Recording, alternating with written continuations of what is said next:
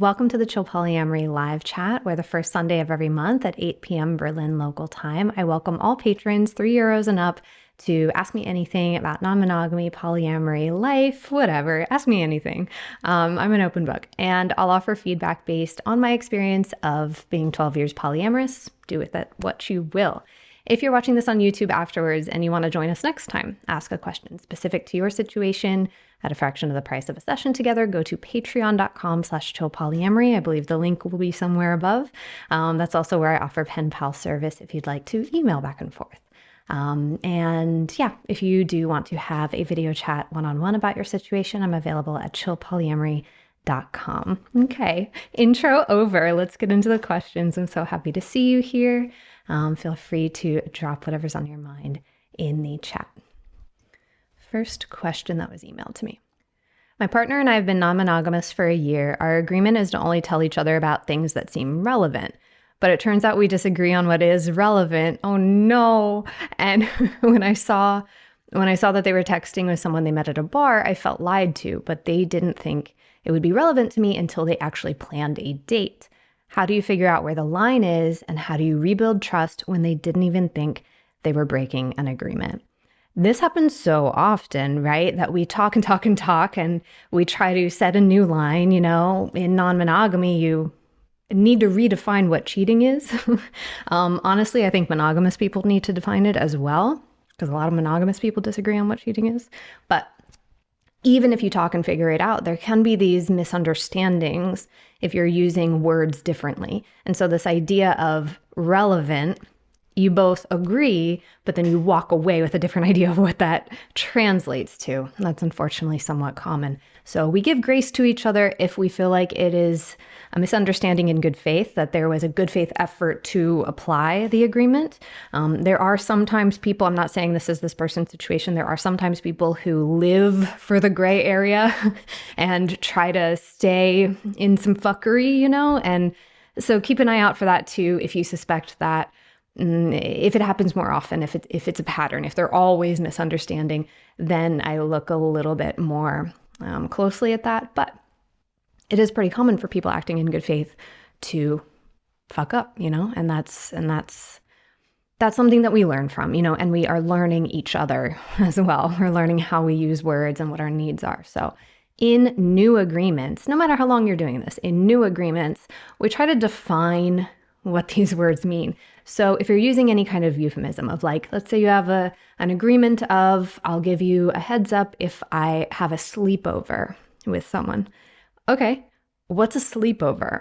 You know, is a sleepover sex, or is a sleepover just crashing on their sofa, for example, right? So like, I'll tell you if I did a sleepover, but now are you hearing that I had sex with the person when really I crashed on their sofa, type of thing.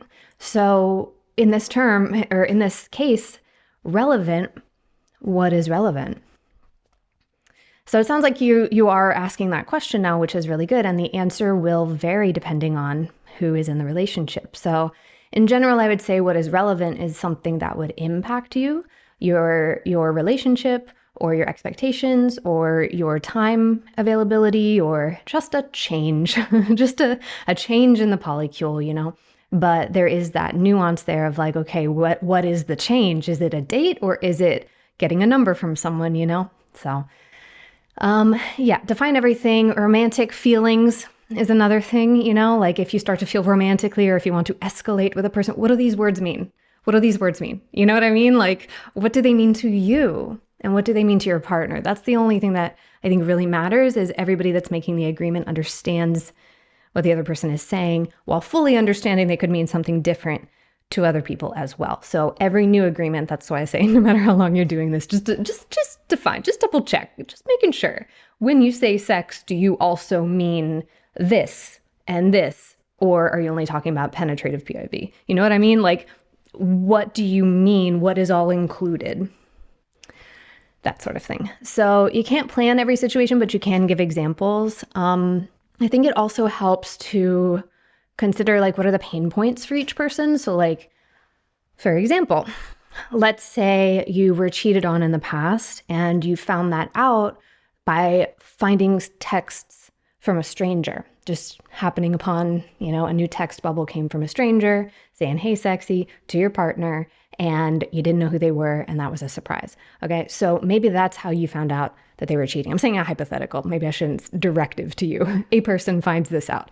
And so if that is in the history, then maybe it is a pain point to happen upon texts from a stranger, even if it is different, and it's different, the feeling, the experience could hit like an old wound. You know what I mean? So like, we want to be thoughtful about that, of like, oh, that would be unpleasant if, that person were to find out the hard way that I'm texting somebody new. So maybe let me be proactive and say, hey, I'm starting to text somebody, even if other partners wouldn't need that. So the pain points are very specific to each person as well. And we try to be considerate of that. Sometimes we do find out after we've accidentally hurt people, and then we say, okay, moving forward, let's be thoughtful of this and that. So we can't always predict it, but if you know yourself and if your partner knows themselves, can there at least be some proactive, like, it would really suck for this to happen again, specifically type of thing. And that can also help determine what is relevant or what is helpful. In new agreements, I also try to consider, like, what emotions are you trying to prevent? Like, I don't do well with surprise, for example. I'm getting better at spontaneity, but even then there's choice involved in that in my own life, right? I like routine and structure, but I'm drawn to people who love spontaneity and fluidity, And so when it comes to sensitive topics, surprise turns up the volume on anything else. So if I'm insecure and then surprised by new information, like, oh, you're dating someone new and I didn't know about that, that's a surprise, it turns the insecurity way up, And so, like, I'm trying to prevent being surprised by new information that is, going to impact me or hit a pain point. So in that case, we're like, okay, so at what point would you want to know this? How can we avoid you being surprised? You can't always do it, but you put in your best effort. So that's just as an example of, like, what emotions are you trying to prevent or avoid? Are you trying to prevent someone from feeling ashamed? Are you trying to prevent someone from feeling lonely or neglected? Like, this can, like, we don't always know what we need. We don't always know what we want, but we know what we don't want to feel. So I don't want to feel this. Maybe this will do it, and you can try it and see. So agreements can also have some flexibility in that way. If you do it a couple of times and you're like, it's not doing what we wanted it to do, let's switch it up.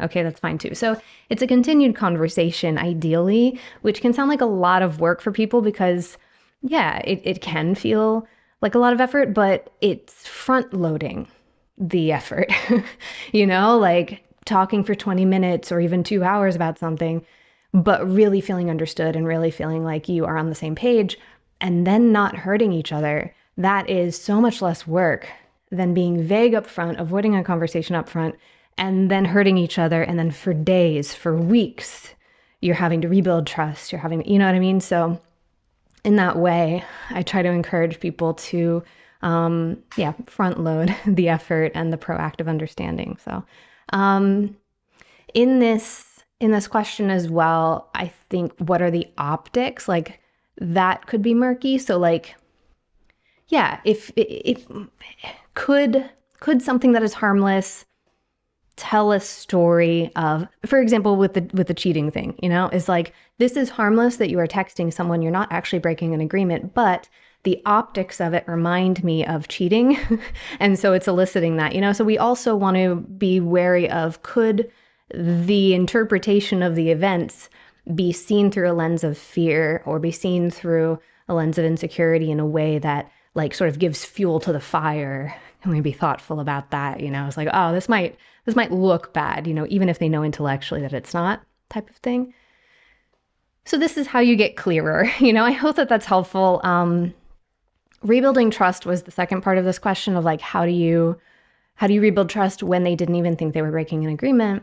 It still has the impact to you, it sounds like, of a broken agreement. So in that way, you want to build a pattern of behavior in the other direction. Essentially, that's where I start when it's like, how do I rebuild trust? You build a pattern of behavior that is in the opposite direction, right? You have time under your belt of it not happening again, or of active anti the thing, you know? I don't know, maybe it's not an eloquent thing, but like, yeah, creating like sometimes people just think time will rebuild trust, but it's what you do with the time. So like, if now your partner were to say, hey, I met someone at a bar, I got their number, just wanted to give you a heads up. If they do that every time, they're proactively doing the opposite of what stressed you out. And maybe one day you wake up and are like, actually, I don't need that anymore. Thank you so much, you know? And you change the agreement because you're feeling secure. But seeing your partner hear you, take it seriously, and do something that is intended to resolve or at least not repeat history over and over and over. That is when the time part kicks in terms of time healing wounds, but it is what you do with the time. So I hope that's clear. Next question in the chat. Hi, I'm in my first non-monogamous relationship with a woman who is married to a man, her nesting partner, and has 2 young kids. I'm trans and do not currently have any other relationships. I struggle with feeling valid. I feel outside of so many structural and social norms as baseline. And so within our relationship, it feels hard to feel the imbalance of structural and social power. Pardon me, I struggle reading sometimes. The imbalance of structural and social power, while also recognizing that the kids and her nesting partner end up getting most of her attention and therefore implicit priority. Do you have any ideas on how to balance power? I think I might need to adjust my expectations, but would love your thoughts and ideas. Sure. So this is where it can get tricky, is like, what have you agreed upon? You know, like what has your partner said that she's available for? She? Yeah, a woman. What has she said she's available for? What has she said she can offer this relationship? What is she looking for in this relationship? Do you feel like you're on the same page about what this relationship is? And not even just like in concept or in ideals for the future, but also in literally what you do. Do you see each other once a week? Do you meet her kids? Are you involved in holidays? Like, literally, what do you do? Are you on the same page with her about that? And you don't have to know the answer to all of those things, but I think it helps to start asking the questions. And if the answer is unknown, or if the answer is like a tense answer, then that also is good information. So in terms of challenging the power structures, if someone is married, if someone has 2 kids, you do have, it sounds like, some structural hierarchy of priority. The kids are going to come first, and then if they're intertwined financially, if their schedules are intertwined, related to the kids, he has to go on a date, therefore I need to stay home and can't go on a date with you because of the kids, for example. So your meta can very much directly impact your relationship in that way. So this is real, and I want to validate that because we can do our best to flatten the power structures of decision making, of who gets a say in what you have control over. But there are some things that you have less of a say in if it's already constructed. Now, that said, you can also talk with each other. If your partner and her nesting partner are we really want to flatten this as much as we can. We want this marriage to be a piece of paper, but not something that puts me above your other partners. Then, hey, my partner was thinking of going on a date on the same night you and I wanted to have a date. I wanted to see how that would impact you before the partner has decided. For example, you being included in decisions that might impact you, not asking permission, but just saying, hey, this is looming as a maybe. How do you feel about it? What do you think? And maybe you still don't get what you want. You're disappointed by the answer, but that is materially how we start to flatten the power structures, is you get included in decisions that impact you, And a lot of people will bristle at the idea of asking newer partners, what do you think? Especially if it involves childcare. But I think just being considered and having your needs, your emotions, your reactions factored in, they still have autonomy. Your partner can still say, well, I would rather do this, than be with you, which could be painful. But it is, how we start to say that other people don't have as much of a say in your relationship. If you all share the same goal. So that is the biggest thing, is like, do you all share the same goal of flattening that? And it could mean her partner having to, pause and consider how this might impact you as well, So for example, like I live with a partner, and his partner came to visit and was crashing on a friend's sofa, and they had nowhere that they could have quality time. And I was like, sometime this summer, I wanted to take a train ride to go see a castle personally. I wanted to do that for me. So what if I scheduled that when he was coming, and then you and he could be in this home, because it's a 1-bedroom and it's like too small to host someone if I'm present. Not that I'm like against being in the same home while someone's having sex. It's just sort of like, where would I hang out? Like in the kitchen, you know what I mean? So that, for example, is me considering the entire polycule in decision making, and even being generous in offering, like, how can I, let go of some things or inconvenience myself to help your relationship feel like it's thriving, or to remind my meta that they matter, So is everybody factoring everybody else in to the best of their ability, fully understanding that there's plenty outside of their control, especially with childcare. So there will be probably a hierarchy of priority, but that doesn't mean that there has to be a hierarchy of power to the extent of like other people weighing in on how your relationship plays out. I hope that's clear. It's a little tricky to balance practical examples with the big picture theory. And I don't know your specific situation, but in terms of this concept of you feeling like you struggle to feel valid, I'm curious if that might help of you seeing that your relationship matters to everyone, and that there's room opening up for you. There's space opening up for you. Like there's welcoming. Do you feel welcome? So that would be, just based on what you described, that is what comes to mind for me.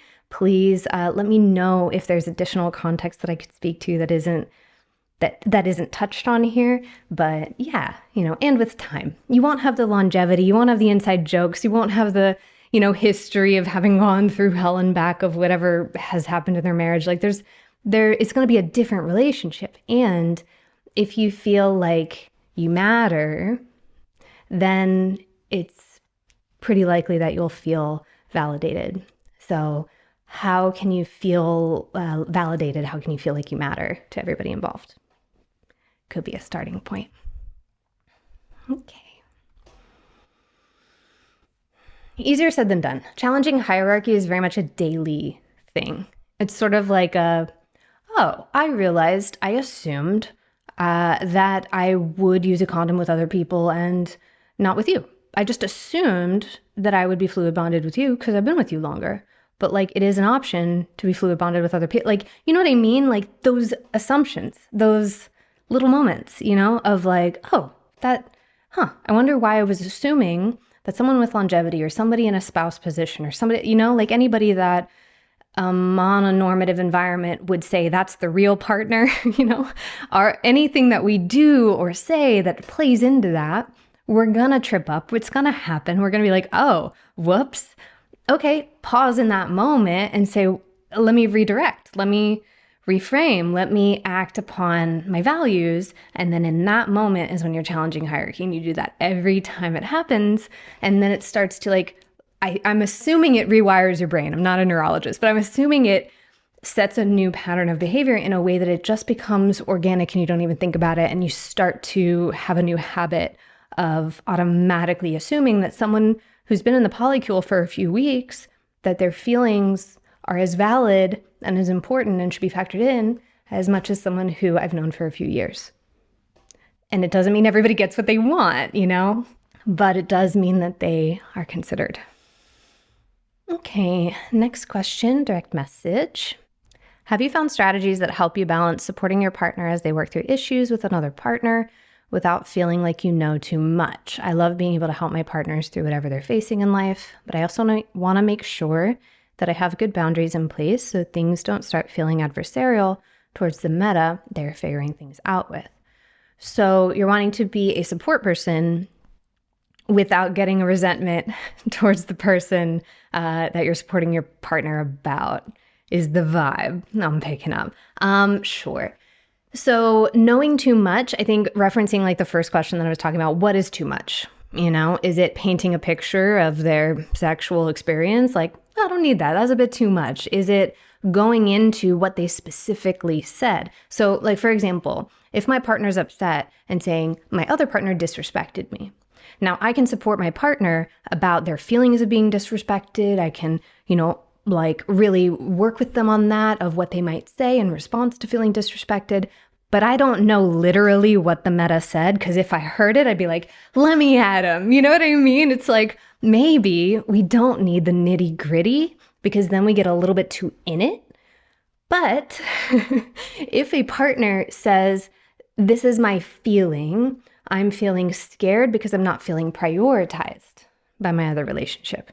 All right, let's talk about it. I want to support you with that. That is distant enough, but specific enough that I can support my partner with their feeling, but it's distant enough that I'm not now getting a narrative about my meta that I'm building a resentment to them of how could you treat my partner like that? Don't you love them?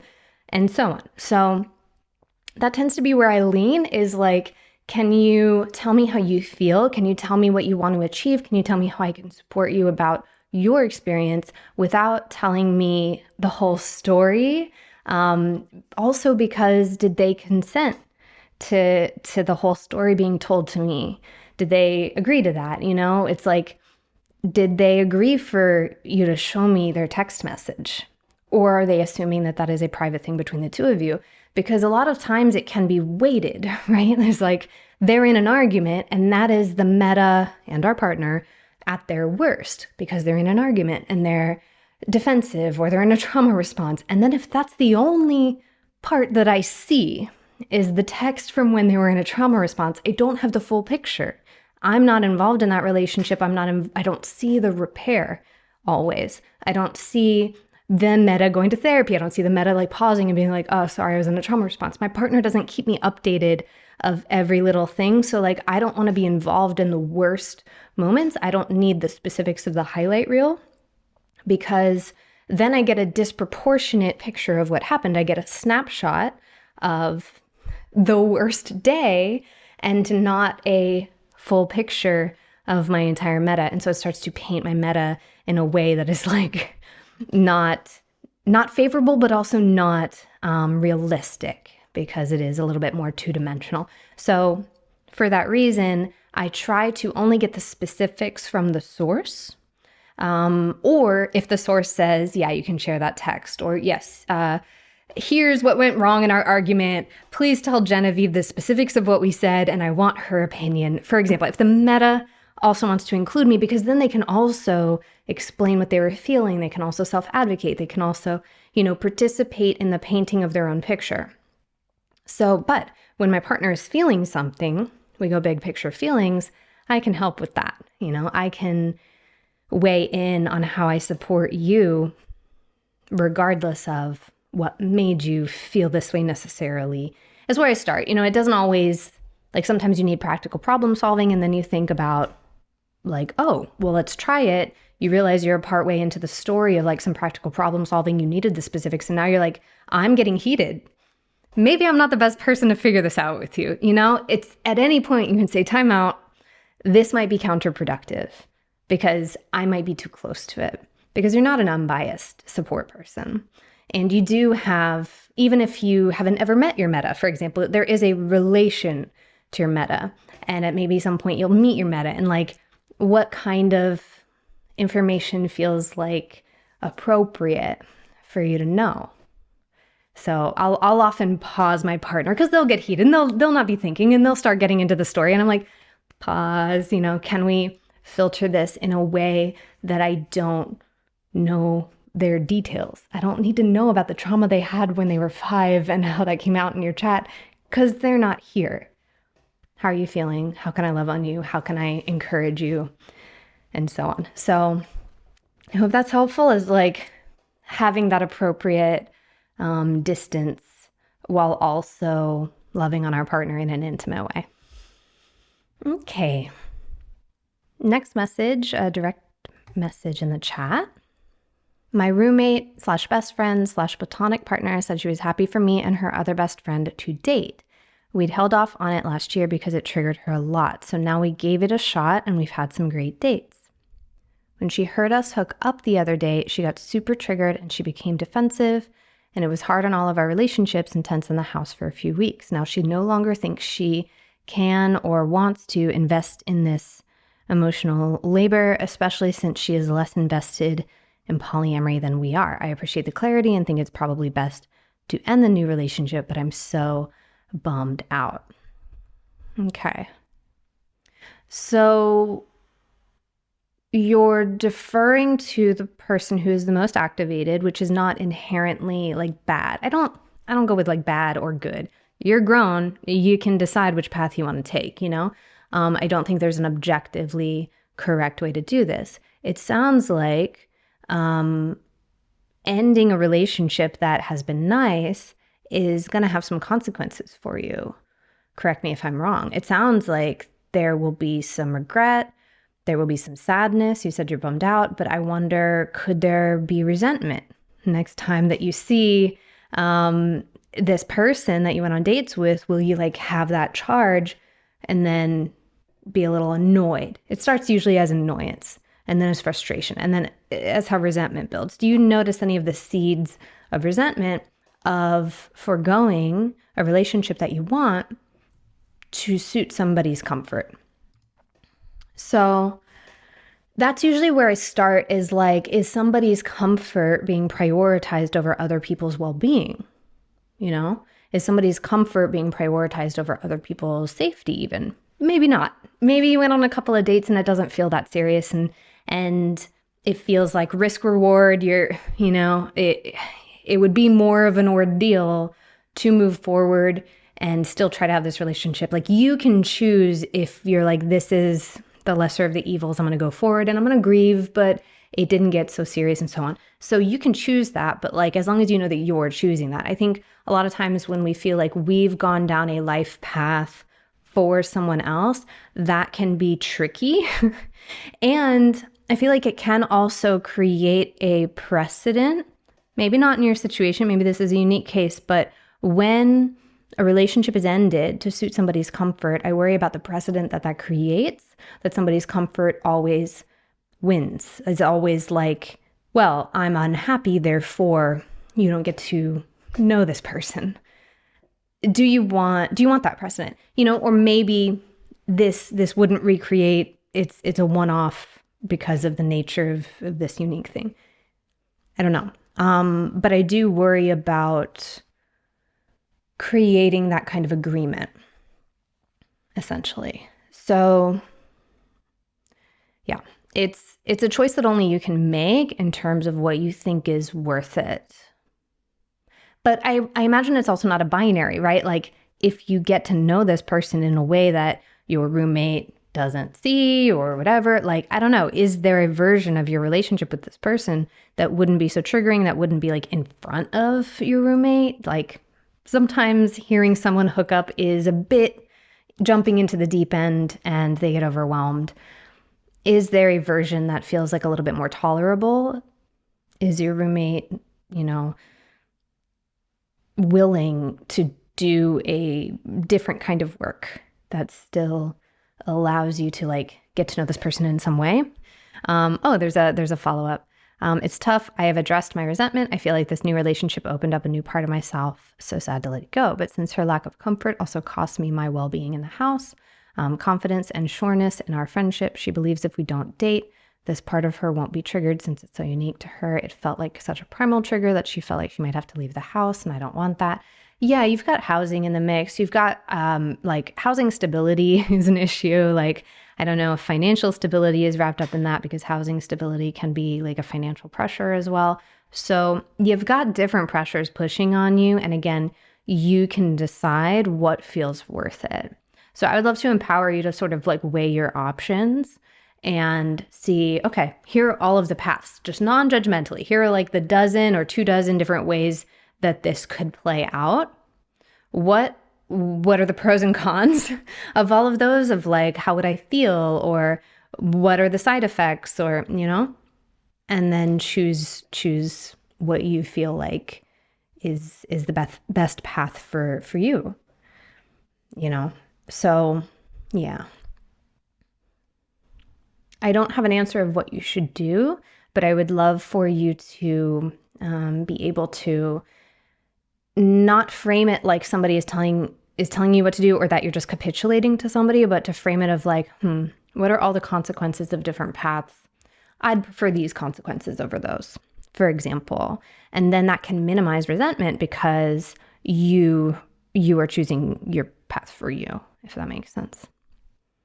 Sometimes we're like, I'm willing to take those consequences. I'm willing to take that risk if it feels worth it. So what feels worth it? Okay, next question. I'm solo polyamorous, currently have a long distance, bit more than common partner, and at the same time I'm dating and seeking connections, namely a more involved anchor partner locally. Do you have any advice or thoughts on managing projecting your own wants, needs, expectations for a future higher commitment partner onto an existing partnership that you've made agreements to not escalate in that way with? So are you saying like you want like, whatever escalation means, I don't know, living together, co-parenting, or building a business, or whatever it is that is like a more intertwined relationship. You're wanting that with somebody, and you have a partner that don't want that with you, and you're feeling like it's hard to not want that with that person because that's who you're connected with. Is that what you're saying? So please correct me if I'm wrong. If that's the case, okay, they confirmed yes. If that's the case, just like, I want you to have that with someone who's so excited to do it with you. I want you to build a life with someone who's like, I'm so lucky to build a life with you. I'm enthusiastic. I can't wait for this, right? And that person exists. And as long as your brain is like trying to put this other person who doesn't want that, this other person who's like, nah, not going to work, not a good time, not aligned.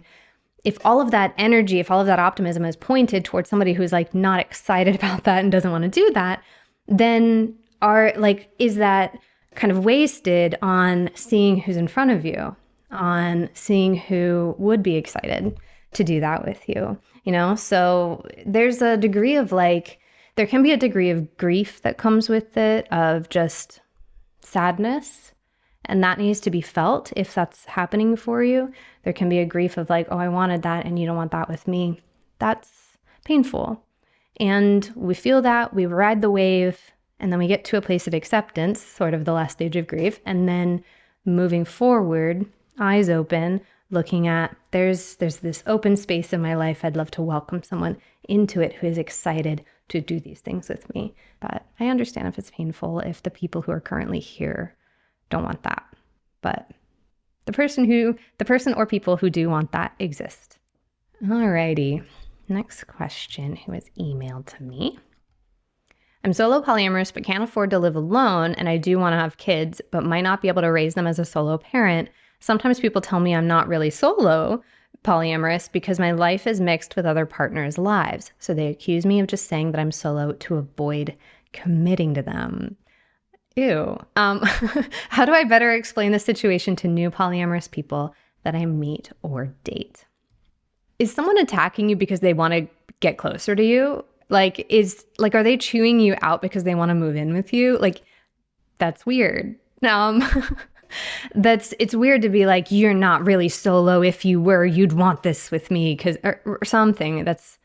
Maybe I'm misreading what you wrote, but I don't know. That's not how you get closer.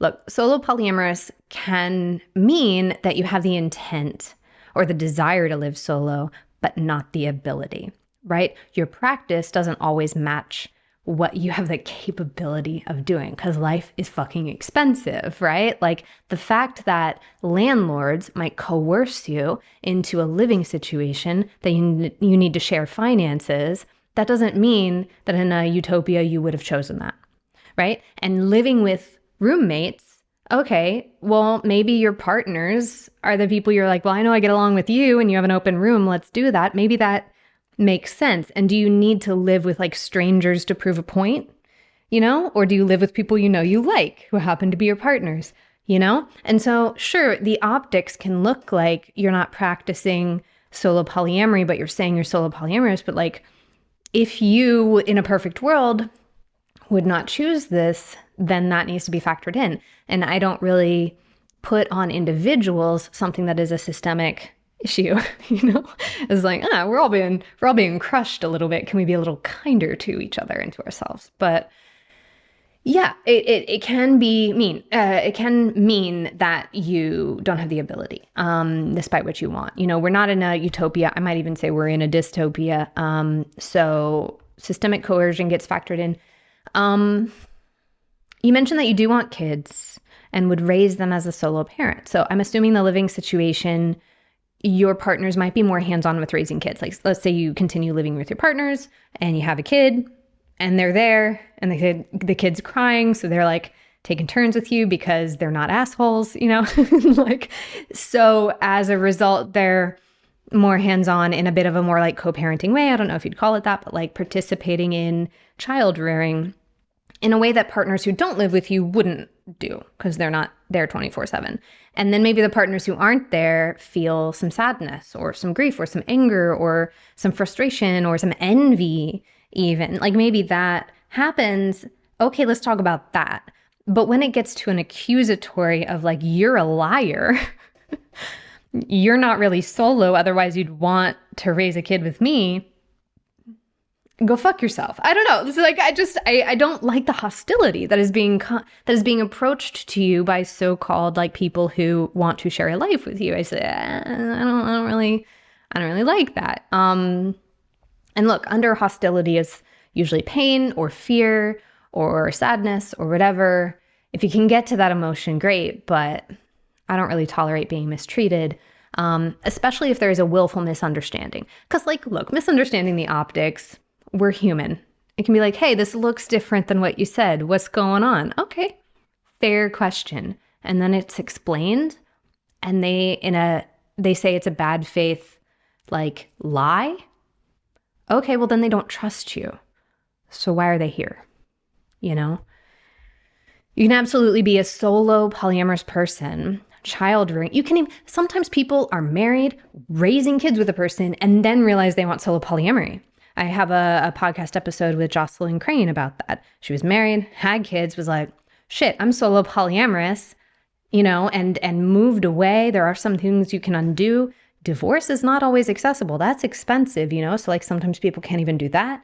There are some things you can undo, but would you just like not co-parent with another person now, even though you already are? Right? Would you just put up arbitrary walls again to prove a point? So the picture, there's like nuance to this. The picture of how solo polyamory looks, of wanting a life that is not interdependent with people you love, that is not always practically applicable. And so then we look at what we do have control over and a say over, and then maybe that's more where you apply the solo nature of it. If you're raising a kid, just because a person is helping you care for them, participation in child rearing is not the same as a co-parent, right? You can still be the one who makes all the decisions in the parenting. You can still decide what your calendar looks like without checking with other people necessarily, or whatever. This can be negotiated in a way that you still feel like you have your autonomy over all parts that you have the ability to control. So I think one of the biggest pauses I take is when someone in a discussion is assuming bad intent. You're assuming bad intent from me? Let's start there. I don't know that we can really progress if you are assuming that I'm trying to deceive you, that I'm trying to lie to you, that I am trying to harm you. If you are assuming these things, I don't know that we can move forward because we're versus you're thinking I'm your enemy. So how the hell are we going to come to a common goal if we are versus each other? So yeah, whenever there is like an accusation or an assumption of bad intent, I hit timeout. We gotta smooth that out. We gotta correct that. We gotta get on the same page and on the same fucking team, because then a common goal or a common, solution can arise as a team. So yeah, that's something that I don't really move forward in a conversation. If I notice that that's happening, I'm like, time out. Okay. I love the way polyamory allows us to redefine rituals and ceremonies that might feel monogamous coded. However, there are certain things that I have a hard time not feeling exclusive. For example, being the first partner you kiss at midnight on New Year's Eve. That's actually pretty cute. How have you navigated choosing certain things with one partner while letting another partner know they aren't any less important or sacred to you? I mean, okay, so it's very human to be like, I want that. Okay, if you notice that, can you do that too? What is the value in being the first kiss on New Year's Eve, right? That's probably where the more mononormative, like, I'm special because I'm first messaging is like subtly, sneakily still at work. Why is being first best? Because the first person I had sex with is not the person that I have the best sex with. Just as an example, I'm just saying like the proximity, the time, it's like, or you happen to be here and they're on the other side of the room. So it's midnight, let's kiss. Like, why is there weight put on a certain act as being superior or as being more significant or more sacred? That's the monogamous hardwiring of just saying like, it only matters if no one else is doing it. So navigating choosing certain things with one partner while letting another partner know that they are not less important, I focus on like, I want this with you, and I don't signify that as mattering more. I don't signify that as they are more important. You can have things that you only want to do with somebody. I kind of only want to do this kink with that person. It's maybe even part of the kink to only have that be the thing that we do with each other. That's fine, because you want it. It's not being externally imposed. So then you go to other people who might want that with you. I unfortunately don't want that with you. It's a negotiation of what you do and don't want with a person. And if they are misunderstanding the optics, like we talked about earlier, the optics look like that person matters more. No, that's not what I'm saying. That's not what this is, right? So please don't misunderstand. Just because I like doing this thing and I understand you're disappointed we don't want to do that thing, or I don't want to do that thing with you, I don't assign value in the way you're thinking I'm assigning value. I don't assign rank and superiority in the way you think that you are, or in the way that you think that I am, right? Or in the way that like other people might, because other people might. So clarifying what it looks like, please don't misunderstand, and validating, you're so important to me. You're so special to me. Like, you are so great, and your specialness is not in competition with their specialness. Your greatness stands shoulder to shoulder with their greatness. And like, you are not competing for some sort of position. So I just explain if there is any misunderstanding, or if there is any thought, oh, they might misunderstand this, just checking. I want you to know that I don't think this, and I was worried you might think this. You can even bring it up. And they might be like, oh yeah, I didn't think that. But yeah, this idea of sacredness being exclusivity. Why? On the back of my head, I have a crown of leaves tattooed. That's why my head was shaved for so long. At some point, I'll probably do an undercut. I just want to grow my hair longer. But the whole point of mentioning that, is that I have leaves from the most common tree in Germany. You see it everywhere because it's beautiful. Okay? And people will ask me, well, why did you get just like this regular tree on like those leaves? Why did you get those leaves? I was like, because I like it. Just because it's everywhere and everybody enjoys this tree, why is that less valuable? Right? So if it were this orchid that only grows in a certain atmosphere, why is that special? Why is that better? right? That I think, okay, stay with me. I do think there's a little bit of internalized capitalism in that. Oh no, I said the C word. I feel like there is this idea that scarcity is value, you know, and abundance, or like doing something that's very regular, has no value. Ginger root is fucking cheap and has so much value. I chew it or put it in my tea every day. It helps so much with, my health. And it is an incredibly important root, and it is not rare. So like, I don't put value on rarity, and you don't have to either. You can put value in something that you think has value. And we have to reassure each other sometimes that we're not buying into the way that we've been taught to see value. I hope I didn't go too far into the weeds with that. Like, I don't know. I just sort of started rambling. We have another question in the chat. My nesting partner started dating one of his friends. I don't know her at all. She is entirely unexperienced in polyamory and has been saying for months that she'll figure it out soon, or she'll figure out soon what her own boundaries and feelings are about this dynamic. She has only recently come around to the idea of theoretically reaching out to me so we could get to know each other. Even if it's just to make it less awkward if we ever accidentally run into each other because we have mutuals and are active in the same scene. I don't need to be friends with her, but being friendly with metas is important to me. Oh no, I lost it. Okay. My partner also doesn't like that she seemed to be avoiding the topic of having entered a polyamorous dynamic, but is way more patient than I am. By now I am so annoyed by this that I don't even want to reach out to her.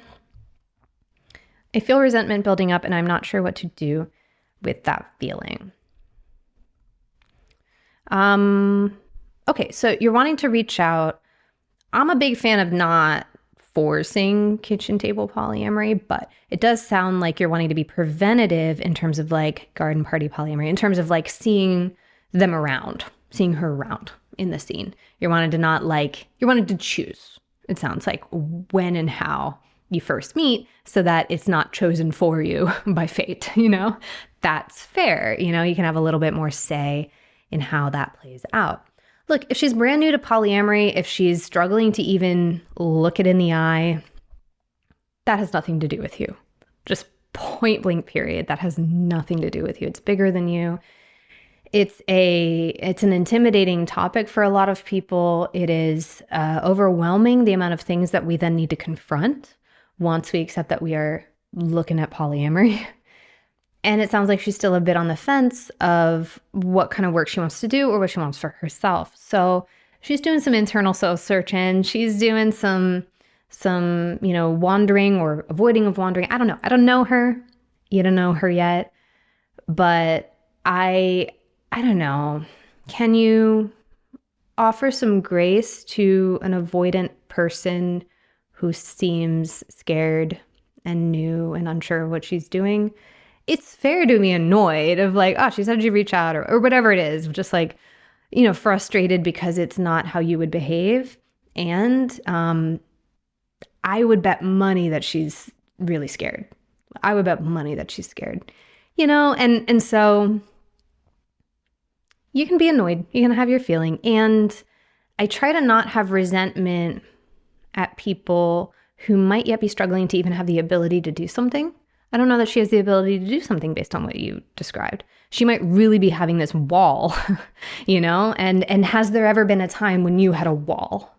Has there ever been a time when you couldn't, is there any relating in that you might be able to do that can also help with resentment of just humanizing this person in their totality and not taking things necessarily personally? You are probably a symbol of a concept to her. If I, based on what I've experienced, based off what I've seen, if she's not met you yet, then the idea of another partner is a concept that is overwhelming. So I don't know. Can there be some softness for that part of yourself? Maybe that relates to her. I don't know. But ultimately, I try to pursue acceptance for people where they are. It's fine to be frustrated. You don't got to be zen about everything. You can be like, and like vent and yell about it and whatever. Like, get the feelings out. Don't force this air of being okay on top of some agitated feelings. Get the agitated feelings out, right? Name them, voice them. You're doing great. You're doing it right now. And after that, exhale. Can there be an inhale and a sigh of like, I would like to accept the person for where they're at, and not try to impose on somebody an expectation that would be unfair. Maybe. I don't know. Maybe she'll surprise you. But if she never reaches out to you, I promise you it has nothing to do with you. And trying to show grace. Just getting the feeling that this person's following up. Just getting the feeling that it's not getting easier for her as the months pass. I'm scared we'll run into each other sooner or later. And then we'll feel awkward and bad. Maybe you will. Maybe you will. Maybe that's how you meet. And then maybe she learns and regrets and is like, oh shit, I should have reached out. Whoops. So just like feeling content in yourself, knowing that you are secure, again, deep breaths, and seeing this person with some compassion. Oh, hi. I guess this is how we're meeting then, she'll be more concerned and scared about it and intimidated about it than you would. So just let her have her feelings. People come to where they can and you try to meet them where they're at. If it's awkward for her, it doesn't have to be awkward for you. I've been around plenty of people where I'm like noticing that they're awkward and I'm like, okay, it's okay to feel awkward. Anyway, I'm going to go get a drink. Like you don't have to be pressed about it necessarily, so can you also pursue some presence and some confidence and some security deep inside you? I might go to this event where she might be. Okay, well, who might I reach out to? What might I do if I see her? You can have your own game plan of like the unpredictable, surprise meeting, which is not ideal. And also it doesn't have to rattle you. It doesn't have to ruin your day, So I guess what I'm saying is like pursuing some detachment and acceptance of where everybody is. Okay. Well, I think that's it for today. Really, really cool questions. I love the complexity of them. This is kind of why I want to do this. And it's also why I wanted to make it public is like, I want more conversation about like the weird, specific hyper, like you've been doing this for years and there's this specific kind of, issue or tension, this niche thing. I'm also very excited, heads up, for upcoming season 2. It'll be in the new year of the podcast I Could Never with More Anecdotes. I'm recording 3 people this coming week. One is a person who's parenting in a triad and the triad broke up, but they all still live together. So I'm going to tell that story. Whatever.